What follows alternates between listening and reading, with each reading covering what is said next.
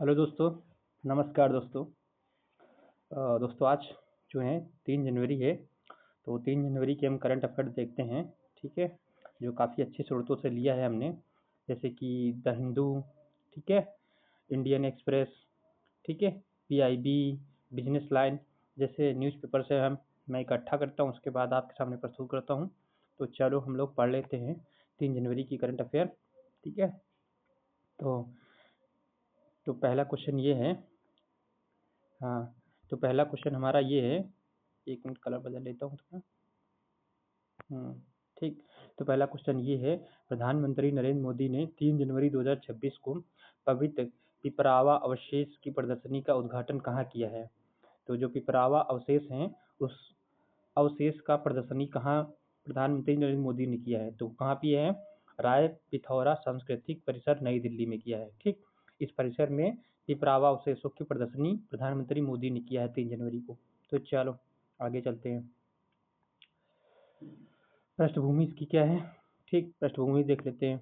जो पिपरावा है, इस प्रदर्शनी का शीर्षक the light and the lotus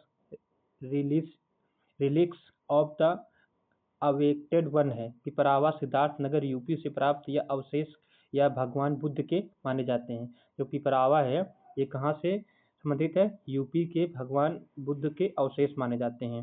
ठीक, कहाँ पिपरावा है? सिद्धार्थनगर यूपी में है। चल, पिपरावा की खोज 1898 में विलियम्स पेपे ने की थी। इसे प्राचीन कपिलवस्तु माना जाता है। क्या माना जाता है? प्राचीन कपिलवस्तु माना जाता है, जो शाक्य गणराज्य की राजधानी हुआ करती थी। किसकी राजधानी हुआ करती थी? शाक्य गणराज्य की राजधानी हुआ करती थी पिपरावा। तो चलो क्वेश्चन नंबर 2 की तरफ चलते हैं। क्वेश्चन नंबर 2 ये हमारा है कि क्लोज क्वार्टर बैटल, यानी कि यही आ जाएगा CQB। ठीक, ऐसे याद रखना। क्लोज क्वार्टर बैटल जो है कार्बाइन जो है, जिसके लिए हाल ही में रक्षा मंत्रालय ने 4666 करोड़ रुपया, ठीक, का अनुबंध किया है। किसके द्वारा डिजाइन किया गया था? तो किसके द्वारा डिजाइन किया गया था? DRDO के द्वारा डिजाइन किया गया था। अब DRDO की स्थापना कब हुई थी? 1958 में हुई थी। ठीक है। इस चलो, तो पृष्ठभूमि क्या है?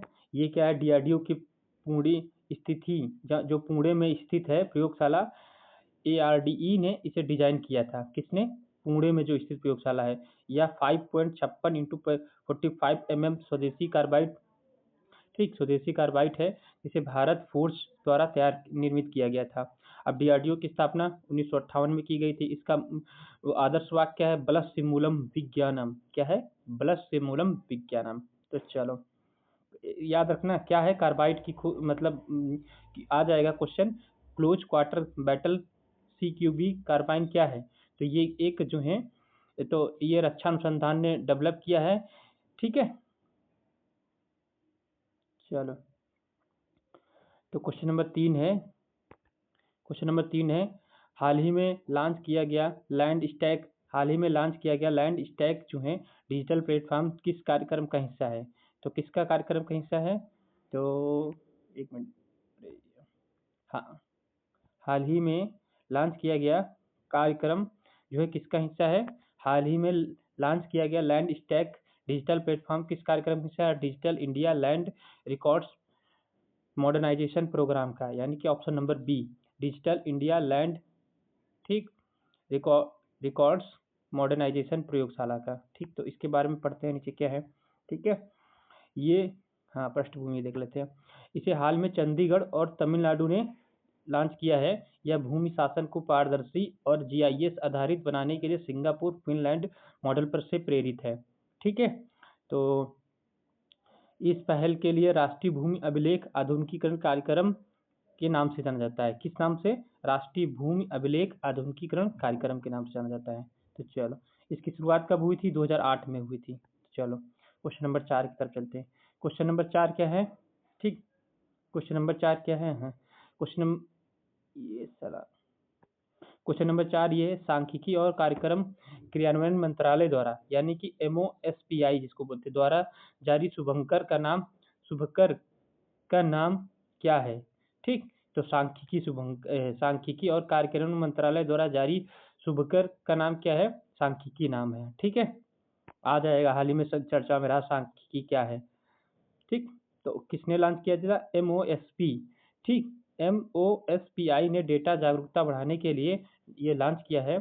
शुभंकर शुभंकर लॉन्च किया है। लोगों में अशोक चक्र जो शुभंकर है, यानी कि शुभंकर जो लॉन्च किया है लोगों में, उसमें क्या है, उस लोगों में क्या है, अशोक चक्र है। ठीक, रुपए का प्रतीक शामिल है। ये सब चीज उस शुभंकर में शामिल किया गया, सांख्यिकी शुभंकर में। भारत में राष्ट्रीय सांख्यिकी दिवस 29 जून को पीसी लोबिस की याद में मनाया जाता है। ठीक है, ये याद रखना, पीसी महान लोबिस की याद में मनाया जाता है, लोबिस। ठीक है, तो चलो, तो क्वेश्चन नंबर 5 ये है। क्वेश्चन नंबर 5 ये है, भारत का पहला मैरीटाइम यानी कि NBFC समुद्री गैर बैंकिंग वित्तीय कंपनी कौन सी है जिसने जनवरी 2026 में अपना पहला ऋण संचालन शुरू किया है? तो सागर मैरीटाइम फाइनेंस। NBFC क्या कौन सी होती है? जो जिसको बोलते हैं नॉन परफॉर्मिंग बैंक कंपनी, यानी कि जो नॉन परफॉर्मेंस बैंक होती हैं उनको NBFC के नाम से जाना जाता है।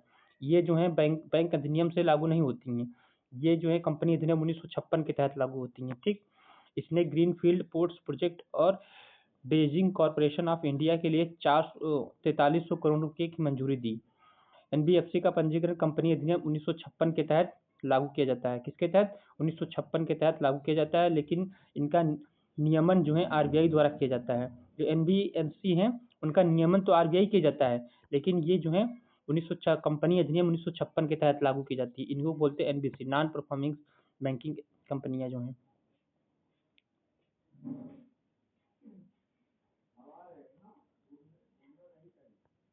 ठीक, तो क्वेश्चन नंबर 6 है ये। क्वेश्चन नंबर 6 है, डाउन टू अर्थ की रिपोर्ट के अनुसार भारत में वर्ष 2025 में कितने बाघों की मृत्यु दर्ज की गई जो एक चिंताजनक है? ठीक, कितने बाघों को? 166 बाघों की मृत्यु दर्ज की गई जो एक चिंताजनक है। ठीक, तो देखते हैं इसके बारे में।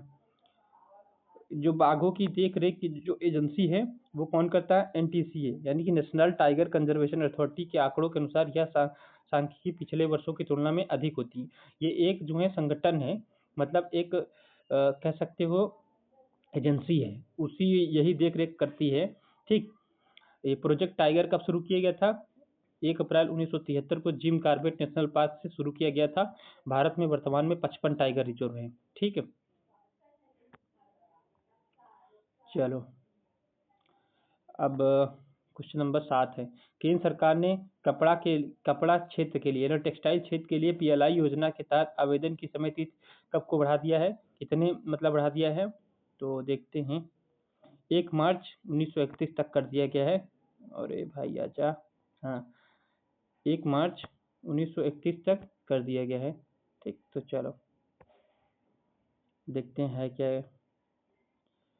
घरेलू विनिर्माण और निर्यात को बढ़ावा देने के लिए यह निर्माण निर्णय लिया गया है कि जो PLI है, प्रोडक्शन लिंक्ड इनिशिएटिव योजना का उद्देश्य विनिर्माण क्षेत्र में आत्मनिर्भर बनाना, यानी कि भारत को क्या करना? विनिर्माण क्षेत्र में आत्मनिर्भर बनाना। ठीक, ये जो मैन्युफैक्चरिंग सेक्टर बहुत बड़ा डिसाइड करता है, किसी भी देश की इकोनॉमी मैन्युफैक्चरिंग पे ही डिपेंड करती है। और भारत में बेरोजगारी, गरीबी का अगर कारण भी देखा जाए तो मैन्युफैक्चरिंग के, क्योंकि किसी भी देश में विकास होने के लिए पहले प्राइमरी सेक्टर, फिर सेकेंडरी सेक्टर, फिर क्या होता है? Tertiary sector. और भारत ने क्या किया? प्राइमरी सेक्टर से सीधा टर्सरी सेक्टर में आ गया। अब सेकेंडरी सेक्टर भारत ने डेवलप ही नहीं किया, क्योंकि जब कोई कंपनी लगती है तो लैंड, लेबर, इंटरप्रेन्योर, ठीक, ये सब जिंदा हो जाते हैं। अब जब कोई कंपनी लगेगी तो लैंड जो होगा उसको किराया मिलेगा, लेबर को क्या मिलेगा? लेबर जो है श्रमिक है उसको वेज मिलेगा। अब जब वेज मिलेगा वो तो क्या करेगा? अभी 10 रुपया कमाता था, फिर 100 कमाएगा। जब 100 कमाएगा तो वो मार्केट में क्या करेगा? डिमांड क्रिएट करेगा।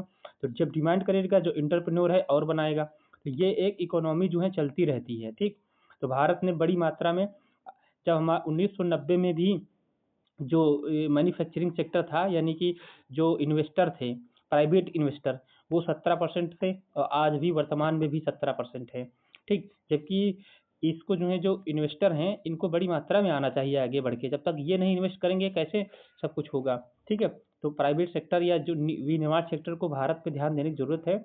और भारत की अर्थव्यवस्था को निर्यात आधारित अर्थव्यवस्था बनाना है, जैसे चाइना ने बनाया है। ठीक है, तो इंडियन फार्माकोपिया का 10वां जो संस्करण हाल ही में किसके द्वारा लॉन्च किया गया? तो किसके द्वारा लॉन्च किया गया? JP नड्डा के द्वारा लॉन्च किया गया है। ठीक है, चलो, यह दवाओं की गुणवत्ता के मानकों की आधिकारिक पुस्तक है, यानी कि जो ये पुस्तक है, ये कौन से आधिकारिक पुस्तक है। भारत अब WHO का फार्माको विजिलेंस में दुनिया का 8वां स्थान है WHO में, ठीक है। फार्माकोपिया आयोग जो है का मुख्यालय जो है गाजियाबाद उत्तर प्रदेश में है।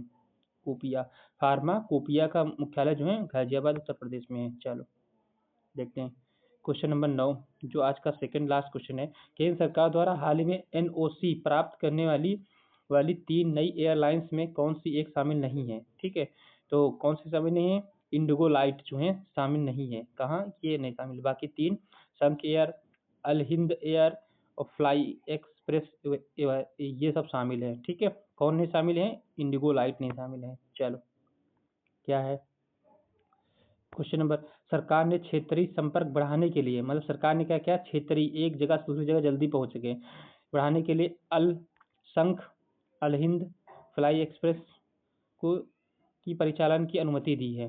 भारत का नागरिक उड्डयन विनियामक DGCA नागरिक उड्डयन यही सब देखता रहता है, जो ये सब कुछ होता है, ठीक। तो क्वेश्चन नंबर 10 जो आज का लास्ट क्वेश्चन है, एयर मार्शल नागेश कपूर ने 1 जनवरी किसने एयर मार्शल नागेश कपूर ने 1 जनवरी 2026 को किस पद का कार्यभार संभाला है। क्या क्वेश्चन कह रहा है, एयर मार्शल नागेश कपूर ने 1 जनवरी 2026 को किस पद का कार्यभार संभाला है। तो किस पद का कार्यभार संभाला है, वायुसेना के उप प्रमुख के रूप में कार्यभार संभाला है, ठीक है। तो भारतीय वायुसेना की स्थापना 8 अक्टूबर को हुई थी। कब हुई थी, 8 अक्टूबर को हुई थी 1932 में। इसका मुख्यालय कहाँ है, नई दिल्ली में है, ठीक। भारतीय वायुसेना की स्थापना 8 अक्टूबर 1932 को हुई थी, मुख्यालय कहाँ है, नई दिल्ली में है, ठीक। कुछ खबरों के बारे में पढ़ लेते हैं डायरेक्ट, जो हमने बनाया, जैसे कि प्रगति जो है, @50, ये क्या है, PM मोदी ने प्रगति जो है प्लेटफार्म की 50वीं बैठक की अध्यक्षता की है, ठीक। फिर क्या है, प्रधानमंत्री मातृ वंदना योजना 1 जनवरी 2026 को अपने सफल जो है 9 वर्ष पूरे कर लिए किए हैं, ठीक। फिर क्या है, कानूनी बदलाव, हिमाचल प्रदेश सरकार ने कैनबिस की खेती को औद्योगिक और औषधि उपयोग के लिए दिया है, मान्यता इसको दी है। चलो, कैनबिस का मतलब ये पता क्या है, कैनबिस मतलब भांग और गांजा, ये जो इसकी खेती को जो क्या दिया है, औषधि उपयोग के लिए वैध घोषणा की है, किसने, हिमाचल प्रदेश सरकार ने, ठीक है। तो कैनबिस मतलब हिमाचल प्रदेश सरकार ने कैनबिस की खेती को औद्योगिक और औषधि उपयोग के लिए वैध बनाने की घोषणा की है। कैनबिस मतलब भांग और गांजा वाला कुछ होता है, ठीक है। हरदीप सिंह अहुलवालिया को कैनरा बैंक का अंतिम जो है MD और CEO, अंतरिम MD और CEO बनाया गया है, ठीक है। तो चलो, आज की करंट अफेयर खत्म होती है, और चलो ये अभी और है, देख लो ये, ठीक है। सर्वोच्च न्यायालय ने अरावली पर्वत की एक समान परिभाषा तय करने के लिए राज्यों को निर्देश दिया है, ठीक है। तो चलो, आज के क्वेश्चन जो है करंट अफेयर खत्म होती है, तो आप लोग बताइएगा कैसा लगा, ठीक है। चलो, थैंक यू दोस्तों।